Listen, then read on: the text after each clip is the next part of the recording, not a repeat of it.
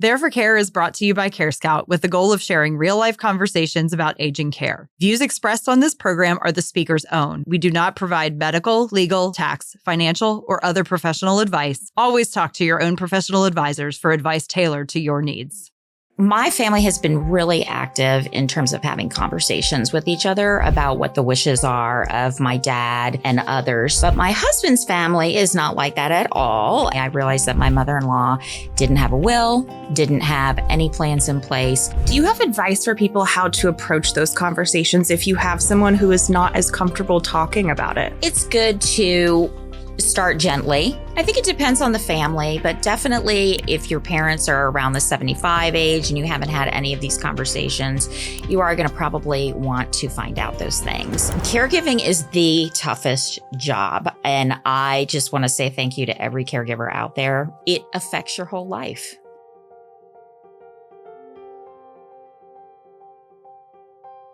Welcome back to There for Care by CareScout, a podcast all about navigating aging care, whether for yourself or your loved one. I'm Katy Boyles, and today's guest is Sarah Simoncini, a care and wellness education and coaching specialist at Genworth, with over 20 years of experience in the aging care space. Thank you so much for joining us today, Sarah. Hi, thank you for having me. Yes, so I would love to just kick it off with explaining what got you into aging care. Well, I actually took kind of a crazy route. I did fundraising for a lot of nonprofit health organizations for about 20 years up in Washington, D.C., and then fell in love with someone and came down here to the Norfolk area and ended up working and getting my administrator's license for running a memory care and an assisted living. So I fell in love with this incredible group of people, our seniors. And from there, I went and ran a PACE program. And now I'm here at Genworth. And can you explain what a PACE program is? Sure. It's a program for the all-inclusive care of the elderly. And it's really kind of a one-stop shop. So it's a Medicaid-based program, and anyone that is can apply and is eligible. There, you have all the services under one roof. So you have a primary care, therapies, social worker, and all sorts of things that you need to have good health in your senior years. And so 20 years of experience professionally, but I have heard you also have some personal experience around aging care. I do. Unfortunately, started in my 20s. My mom was 54 when she died of cancer. And unfortunately, she was diagnosed about 6 months after her mother had passed away. She had gone out to California 1 week out of every month for about a year to take care of her mom. And then she was diagnosed. So we did caregiving for her. And then she passed away and my grandfather was still there. So I was doing some long distance caregiving. And now my dad has aged and he's in his 80s. And I have a fantastic mother-in-law who is very independent and feisty at 91. So it's sort of been the last 40 years or so that I've been having different experiences in caregiving. And speaking of those different experiences, I know that you have told a story about how you recently got in trouble. I did. So, my family has been really active in terms of having conversations with each other about what the wishes are of my dad, and others. So, it's just a regular conversation for us when something changes, you want to update something. But my husband's family is not like that at all. And when I joined the family, I realized that my mother-in-law didn't have a will, didn't have any plans in place. And she was pretty firm on what she wanted in terms of end of life wishes. So, over the years, I've tried to help, her stay in her home. That is her number one thing. She wants to stay in her home. So I was talking to my father a couple weeks ago, and both of them are going to have trouble with their knees. That's going to be the thing that's difficult for them. And so I was talking to him about a stair lift, and I kind of kept pushing, and I'm like, this is easy. We can do this, we can do that. And he finally looked at me and said, Sarah, I know that's a door I'm going to have to walk through someday. I don't want to walk through it today. And it was just a reminder to me that it's, about them. Sometimes you have to go at their pace, and you can't necessarily get the answer all in one sitting. And so I was sharing that with my mother-in-law because I know she's like, you're always trying to improve things. And she kind of laughed and said, your dad's right. Sometimes you're not ready to have that conversation because you feel like that is one more thing you're deciding on that you won't ever decide about again, right? One more decision that brings you closer. So a lot of it seems like you have to learn to meet someone where they're at. Definitely. And everyone is different because some people, families like mine, we can talk about any parts of that and we're very comfortable with that. We like knowing, what the decisions are. And it's, my family's really been raised that, whoever is in the situation wants to make sure that everything's set for those they leave behind. And then the people that will be doing that want to make sure that the wishes of your parent are followed. So we're very open about it. But some people have a difficult time having that conversation. My mother-in-law doesn't necessarily like to talk about end of life, but her kids really had no idea what she would want. So it's good to have those conversations. And do you have advice for people how to approach those conversations if you have someone who is not as comfortable talking about it? Right. I think it's good to start gently. A great opportunity is coming up for people now. I think when this podcast comes out, we'll be looking at the holidays. A lot of people go and visit their parents or you're spending time with them at a holiday meal or something. And you may start to notice some things if your parent is aging. Maybe they're slowing down. Maybe they're, forgetting things. Maybe you notice the stove has been left on and you start to think, we really do need to be aware of what's going on. So sometimes it's a conversation about health. Sometimes it's a conversation about how they're doing in their home. You might see some things there. Sometimes with my mother-in-law, one of the things I said to her was, she wanted to make sure that she was a widow in her 30s. She wanted to make sure that her family received her inheritance. She had worked really hard raising 3 kids. She wanted them to get that. And I said to her, do you know that without a will, it goes into probate and a lot would be lost to them. And that was what really triggered her to say, I really want to put this in writing and have it all set up. So it seems like part of it is you need to find what matters most to them to see where you should start that conversation at. Mm-hmm. That's a great way. That's a great takeaway, to find out what is important and then make sure that it's in writing. Because unfortunately, if someone passes or, there's emergency or anything like that, if it's not in writing, it's not real, so to speak. Mm-hmm. And is there generally a good time that you should start talking to your parents or a certain age where you should start approaching this? I think it depends on the family, but definitely if your parents are around the 75 age and you haven't had any of these conversations, you are going to probably want to find out those things. And maybe it's not necessarily initially about the legal aspects of things. Maybe initially it's about caregiving, right? How are you doing in your home? Do you need to bring in extra care? What do they want? Do they want to stay in their home? Or are they thinking, I'd rather downsize and get rid of everything and, move into a community that has, 24-hour support? I mean, there's lots of different options and it just depends on the individual. It seems like there's a lot of different topics that you have to approach. So I'm sure going at it a bit slow or understanding the pace of your family member, and it's not going to all happen in one conversation. Exactly. So there's the legal aspect of things. Obviously, I think people know about that, but it's shocking how many people don't actually have that done. And of course, a lot of parents, when they have children, they think about that. We have to make sure that our children are taken care of, on the horrible chance that something happens to the parents. In a way, it's the same thing. You're looking at your parents. If something happens to them, you want to be prepared. So, for example, not only the legal aspects, but on the health end of things, do you know who your family's your parents' doctors are? Do you know what medications they're on? If you're not living near them and all of a sudden something happens, how are you going to be able to help them if you don't have that information? So sometimes it could be easier to take that route into the conversation versus directly like legal, and all that kind of end of life conversation. And so after 20 years of working in this space, so not only your personal experience, but professionally, is there anything that still continues to shock you in the aging care space?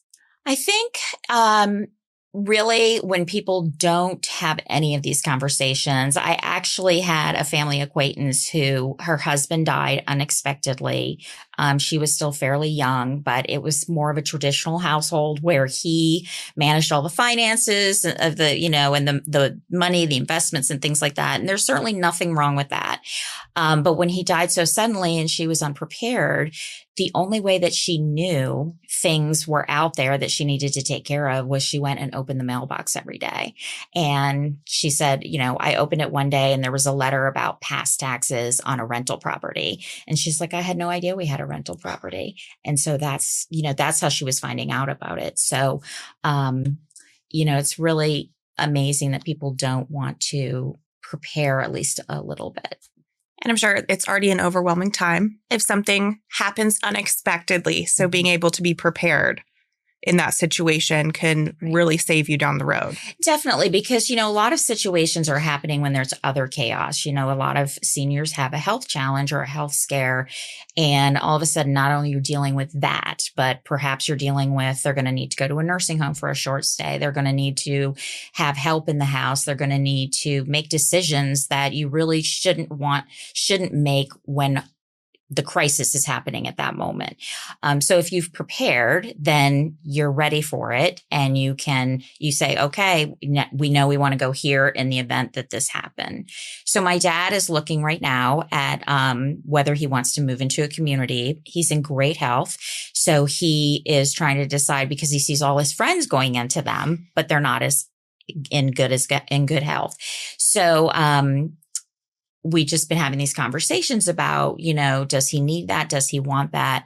He's looking at the socialization might be a lot of help to him, but he's not ready to give up his great big yard and, his shop and things like that. So, we just continue to kind of have the conversation, once or twice a year, and you sort of judge where he is.